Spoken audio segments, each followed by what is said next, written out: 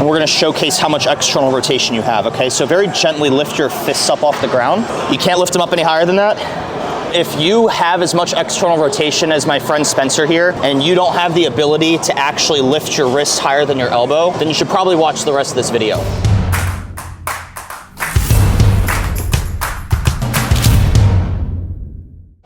So you see how little active ER we actually have. When we're looking at expanding how a joint functions, we do it in a 3-part process. Part 1 is training at length, meaning we're gonna pull you into external rotation and stretch the front side. And then we're gonna train to length, meaning we're training the eccentric into the lengthened position. And then we're gonna train it in the shortened position where we're squeezing the backside of our shoulder. So part 1 is training at length. And so what we need to do is get you into a passive externally rotated position. Like that. Do we have a stretch on the front side of your shoulder at all there? None at all. Okay. Let's relax into that for a minute. Try to just release all tension in your arms. And I want to make sure that we are at a 90-degree angle here. I'm going to give you 15 seconds. Breathe into that. And then I'm going to try to get you up on a second block and see if we can stretch this position. So now we're going to go ahead and go up one more. Try to relax. Is there any stretch in the front side there? Yeah. You found the stretch. Good. Hold it.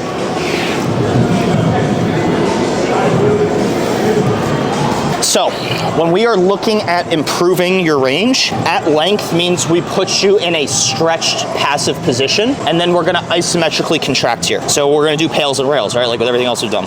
Just hang out there, breathe into it. As always, we sit here for 2 minutes, and you are trying to find a stretch on the front side, on the open side of your shoulder. If you have a hard time finding a stretch, don't overthink it too much. We're just gonna sit here and get comfortable in this range anyway. And then when we do our isometrics, we need to ensure that you're able to find the right contraction and the right tissue. All right, so keep hanging out there. You got another 90 seconds of stretching. I'm not gonna get you up any higher because you just simply don't have the range there. We'd be just working into dead space. So we'll see how your pail goes from there. We might have to adjust you and see if we can adjust your position to get more out of it. One thing that might help for you to find a stretch is if you push your elbows down, pushing them into the ground. If that doesn't help you find a stretch, you don't necessarily need to do that. But some people would say that that would initiate the stretch that they're looking for. Relaxing my shoulders into the ground. Helps with you? Okay, so relaxing the shoulders into the ground finds the open side. Go ahead and just relax there then. You got 40 seconds, and then we'll add in our isometrics. You could do this one arm at a time too. For the sake of the video, we're gonna go ahead and just work it bilaterally as opposed to unilaterally. But if you find that we have a very hard time finding the right engagement, then we could obviously just do this one side and then do the other side afterwards. You got 25 seconds of stretching. Just breathe into that. Try to get as comfortable as you can here. So for your pail, your progressive angular isometric load, we're contracting the tissue that's at length. So what we're gonna do is think about internally rotating your shoulder forward. So you're thinking about, you're in the externally rotated position and we're driving our fist down. Do you feel the front side of your shoulders contracting at all? Your pec, your front delt, maybe some arm stuff. Creating some tension here might help. You're irradiating from your bicep and tricep, right? We're trying to co-contract and squeeze all that. That helped a lot. I'm getting a lot in the lateral head. Of your shoulder? Yeah. Okay, keep going with that.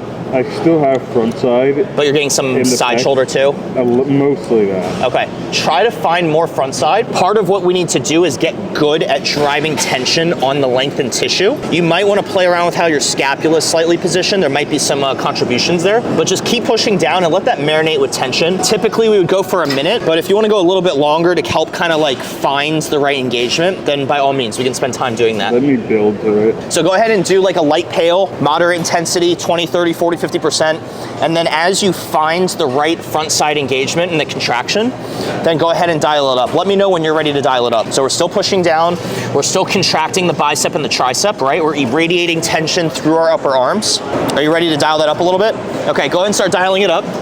So you're squeezing the front side of your shoulder. You're trying to internally rotate out of the externally rotated position, but you can't because the blocks are blocking you. Keep contracting your chest, keep contracting the front delt, contract all open side tissue. Give me another 15 seconds, and if you can go harder, go harder. Beautiful. 10, 9, 8, 7, keep irradiating, come on, 6, squeeze, squeeze, squeeze, 5, 4, 3, 2, 1, and relax. So that was your PAL, right? The progressive angular isometric load. So you're squeezing the front side.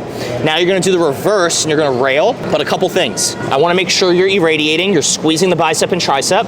You're gonna try to externally rotate deeper off the blocks. What I don't wanna see though is your wrist extending too far, and I don't wanna see your elbow traveling inward like this. Okay, I want this 90-degree angle to be maintained the whole time. So go ahead and begin trying to lift up. Do you now feel the regressive tissue, the back side of your shoulder? Yeah, that and scap.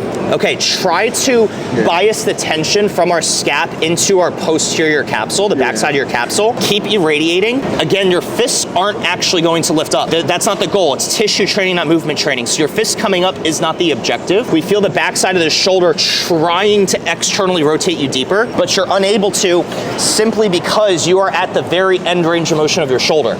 Okay, if your fist just flew up off the blocks, you weren't actually at the end range of your shoulder. You able to find a little bit more backside capsule? It's on fucking fire. Good, squeeze it, man. Keep squeezing it. Keep squeezing it. You see the shaking in your fist? I want you to embrace that. Give me a little bit more. Dial it up. We're gonna go for another 30 seconds or so of constant tension. Keep going, squeeze.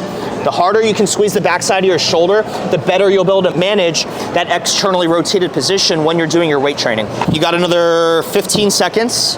Keep trying to run away from my hands here. Keep irradiating, don't lose that. You got 10, 9, 8, 7, 6, 5, 4, 3, 2, 1, and relax. Now what I'm gonna do is drop your fists. Try to rail off this now. So that's range of motion that theoretically you'd be able to manage a little bit better because it's not quite as deep into external rotation.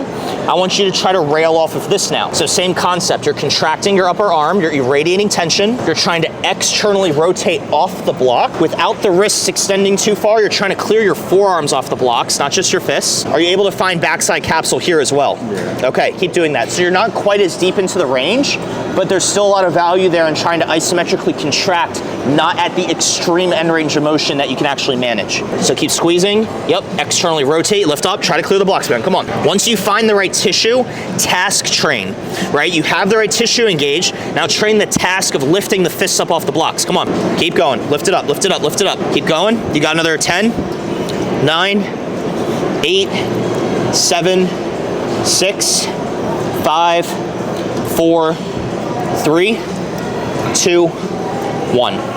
Relax it. So what we just did is we had you in a stretched position and then contracted isometrically in both directions at the end of your external rotation. That's training at length, right? At the end range of motion. The next is to train to length, and you can do this unilaterally or bilaterally. But what it's gonna look like is you're gonna be in this position and we're going to rotate you into passive ER, find a stretch, contract, internally rotate. Okay, so the idea is that the dumbbell is loading us into range you don't technically own, and you have to contract all front side tissue to internally rotate out of that. Okay, so now we're training to length, to the end range of our ER. Let's start with one arm at a time and see how you feel with that. All right, so keep your spine totally still. I don't want you overextending. You have options with it. You can be here, that's fine. You can be here, That's gonna be better. or you can be here. If you want to start here, that's fine. Yeah, so you're starting in the internally rotated position. I want you to co-contract and slowly externally rotate and pivot from here. Do we feel open side stretching through that? And now squeeze our pec and internally rotate from there. Exactly. Okay, and then come back again. So we're training to length to the end of external rotation, and all this should be pulling as you rotate your humerus externally there. I think it'll actually be better bilateral. You wanna try it bilaterally? Okay. So, like that, elbows are pivoted, co-contracted. We're going to length, where pec is opening up, some front delt. Now contract, squeeze pec, squeeze arm, and internally rotate out of that. You're isolating the rotation of the humerus. I get ton of front side on the concentric. On the way up. Yeah. Good, that's what I want. Because you're trying to contract this at length too. To length and at length. So squeeze, you feel front side, and then use that tension to internally rotate your arm. My wrists are fucking numb. From this already? Yeah. Do you want less weight? Maybe. I mean, I can get you 7.5 or 5. You want 5s? I can do 10s, but like, This man could bench like 225 and he can't even axial rotate 10 pounds. Do you want 7.5s instead? Try 5s, start with that. So just get a feel for the movement. Again, same concept, elbow in line with shoulder. We're internally rotated. Go ahead and find external rotation. Try to find open side. If we're not getting a stretch, start contracting and then internally rotate from there and feel the front side of the shoulder contributing to that rotation of your humerus. Pause.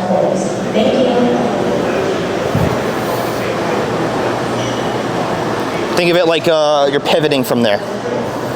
So I don't want to see any sway from the elbow, no adduction, abduction. Keep going, squeeze the pec, squeeze the pec, squeeze the front delt, contract that. Put my elbows in the internal rotation. Well, you can slant them, because you could do this up here, but we also could do the same thing here and then load you this way externally as well. And then internally rotate from there. Can you contract up from that?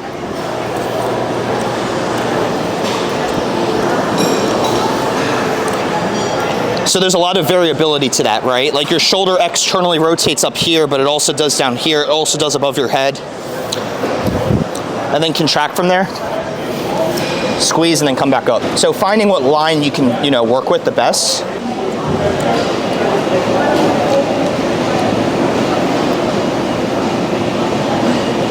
Does it help you find it with the lighter weight? Yeah, that's fine.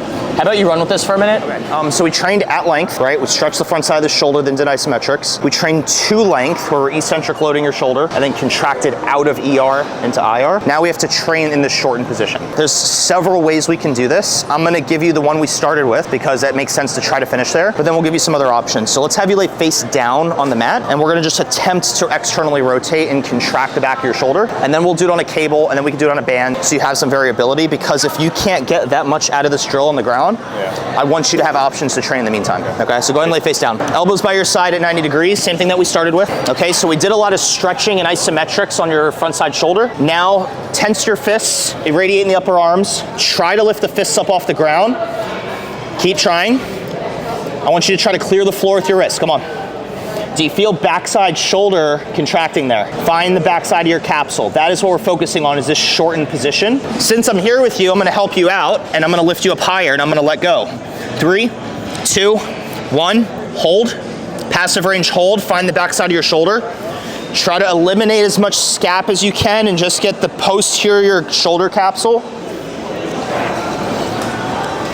Again, yes, that's what I'm looking for. You're higher than when we started. As soon as we started filming, we showed you not being able to get your fist up off the ground at all, and now you're like half an inch, an inch off the ground. Try to get this one up higher. Get it a little bit more. Come on, man. Come on, find it. Hold it. Okay, let's do one more good rep there, and that is one way for us to train your shoulder in a shortened position. Beautiful. Keep going up. Clear my hand. Come on.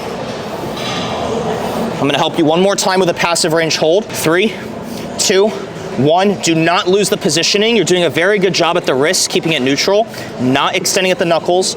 Your elbows are still at 90 degrees, and relax that. We worked a lot of front side shoulder, and then we're going to the back side shoulder. Because there's so little range there, that I want you to be able to explore a little bit more space than that. So what we're gonna do is give you a band and just do a more traditional external rotation drill. So stay put. So this is where like traditional like PT rotational moves kind of meet with what we're doing. So again, when we're doing this, everyone just sits here and rotates like blindly. I want us contracting backside shoulder capsule. Okay, so we have more specificity to what we're doing.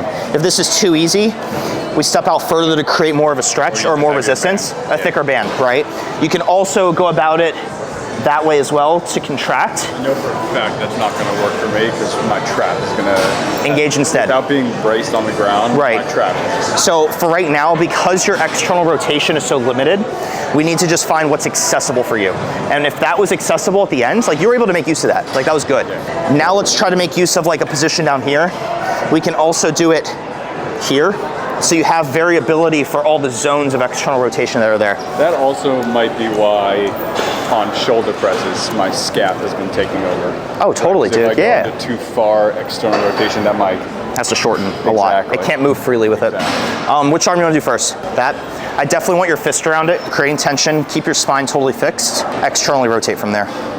Do you feel posterior shoulder capsule? Hold that. So you have two options with this, right? You can do an EQI, an eccentric quasi-isometric, and hold that level of ER, hold it. You could do eccentric loading there, right? But you could do this as an EQI and hold it until your arm starts failing, or we could do reps back and forth, okay? So I don't really care how you go about it. What probably makes the most sense for right now is to hold it and just turn it on, and then we'll follow it up with reps. So the spine is fairly fixed. I'm okay with you being in the extended position. You're tensing your arm and we're externally rotating your humerus.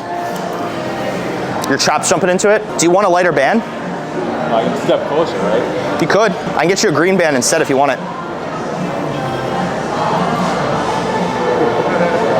You found it.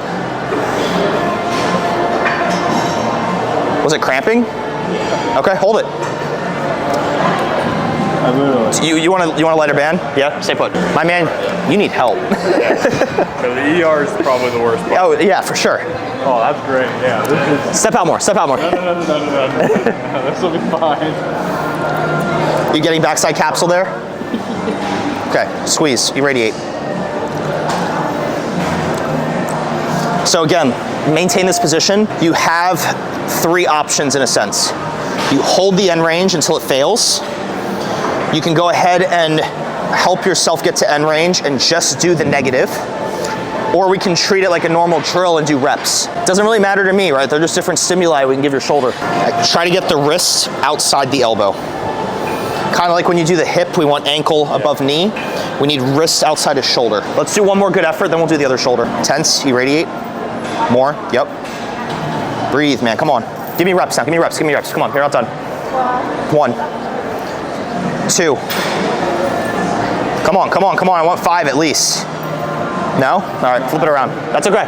But again, for the sake of like the viewer's sake, if somebody has like almost no external rotation, doing this drill, you're not gonna get enough range to be able to shorten it all that much, right? So we're spending all that time opening you up so that it's easier to access more tissue on the backside, okay? So if someone has a ton of range already, that whole first part 1 and 2 doesn't have as much merit as us doing part 3 here. Same thing, right shoulder externally rotating here. Let's hold that end range, but I don't want you to extend the spine too far. Give that a try. Old school meets new school, all the way back.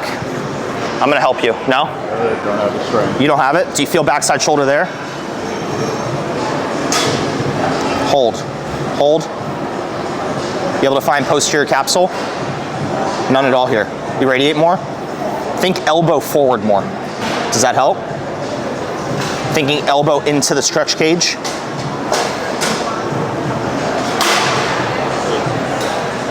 Now stay there. Bring your shoulder down to the side. Be able to find shoulder there. So now that you've found the posterior capsule, shift that tension from here all the way up to above where you're at shoulder height. Be able to find that? Think about trying to like almost transfer the tension as you come up. And if you can't, just work where you can work.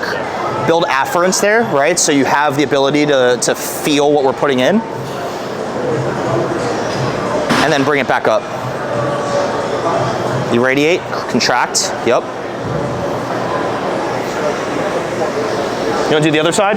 What makes sense for us to do next is ER-based cars. So when you do a global shoulder car, the idea is that this is like the outline of what your shoulder can do. For a ER shoulder car, you are gonna maintain external rotation. You're gonna come across here, come up all the way into flexion, but maintain ER. So keep going up, keep rotating at the humerus there. Yep. As much as I have without. Can you go up any higher? Without elevating the scap now. I can go if I. Okay. So the idea is that you're in ER and you're gonna go all the way here, come out a little bit, all the way there. Come out a little bit, all the way here, come back a little bit, all the way there. Okay, and now what you could do is stay externally rotated and come all the way around this way, come down, all the way around that way. Okay, so the analogy I give clients is that like when you teach a child how to do a coloring book, you tell them to trace the outline and then you shade in the middle. When you do the global shoulder car, you're tracing the outline. What you're doing now is you're shading in the middle of your shoulder with IR or ER. You could do both. So let's go and do your other side, let that shoulder cool off. So you create tension, lock your fist, stay externally rotated, go ahead and flex your shoulder as far as you can with ER, and then come down, maintain ER the whole time, come all the way down, then come out a little bit more, maintain ER all the way up, keep going up, and then come back, yep. Keep maintaining ER all the way back, and then come back further.